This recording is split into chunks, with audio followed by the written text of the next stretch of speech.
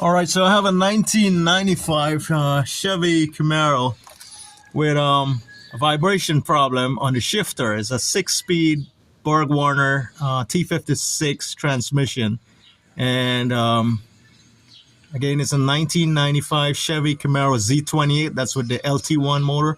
So I have blah blah blah conversion, carburetor conversion kit in this thing. Anyways, the transmission is vibrating, and the whole car would vibrate when I'm in sailing on 6th gear on highway speed, and sometimes it would do it in 4th gear, not much in 5th gear, but 6th speed would vibrate like crazy. The whole car, including the shifter, would be wobbling to and fro. And I've seen some YouTube videos with guys not sure what it could be. Some would think it's a spline in the transmission. No. According to my common sense and knowledge, it would not be the shaft splined in the tranny where the drive shaft connected to, because the shaft would make with high carbon steel or high speed steel, but the sleeve splined from the drive shaft side, which is this here, which is this right here, would be mostly the culprit. And according to this right now, with this little movement up and down, this little sounding here, that's exactly what I would hear while driving. A song like that, you know, metal to metal wearage.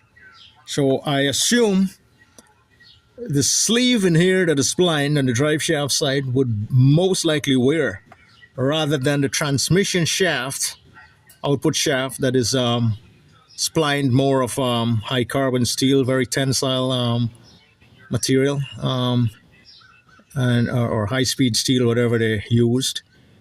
So that would be solid and more sturdy than an actual sleeve splined.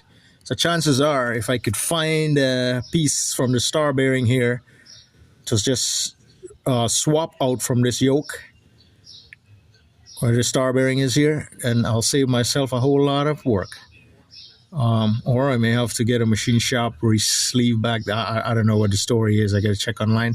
I'm sure somebody makes support for this, maybe Summit or Jegs, summitracing.com or jegs.com, for these 95 Camaros, LT1, T56 Borg-Warner 6-speed transmission. So this to and fro motion, that is probably where that spline wearage is coming from. I don't think it's supposed to have a backlash that much. That would be causing my vibration. Shifter would be shaking, transmission vibration. It would come all the way up to the whole car. And plus I get a little up and down movement here too. That's all I can think of for now until I pull this drive shaft out, examine the spline, and then have to swap out this portion from this yoke here where the star bearing is. Star bearing appears to be good. The back star bearing is perfectly fine. There's no vibration in the rear differential to the drive shaft. It's just this front portion here directly into the transmission. And that might be in my culprit right there. So that's all for that little diagnosis that was worrying me. And some people would say coming from the transmission, but no, it cannot be the transmission. Transmission shifts perfectly fine. Most likely it would be coming from the from that drive shaft spline portion in the front. Yeah, that's it. That's the car right there that I've been doing for a long as well now.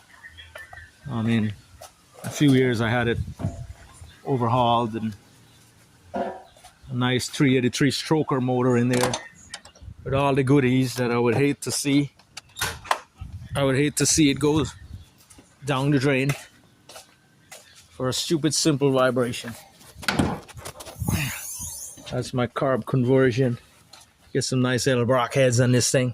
Anybody want to present a nice offer for this car, it would be appreciated if they wanted for, you know, put some NOS in it and drag it, because this thing is built with Edelbrock heads and Edelbrock cam and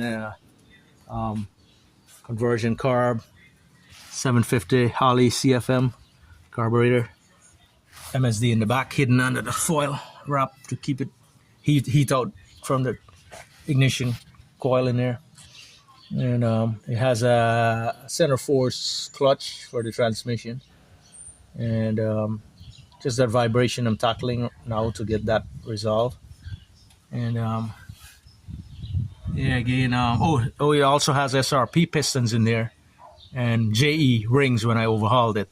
Receipts for all of that.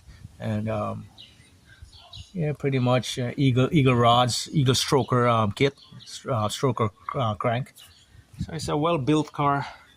I bought it built, and then number one cylinder died on me, and I had to overhaul it, and that's how I know all those parts are really in there, rather than take the seller word for granted. But yeah, it's a Z28 anyways. It's the LT one.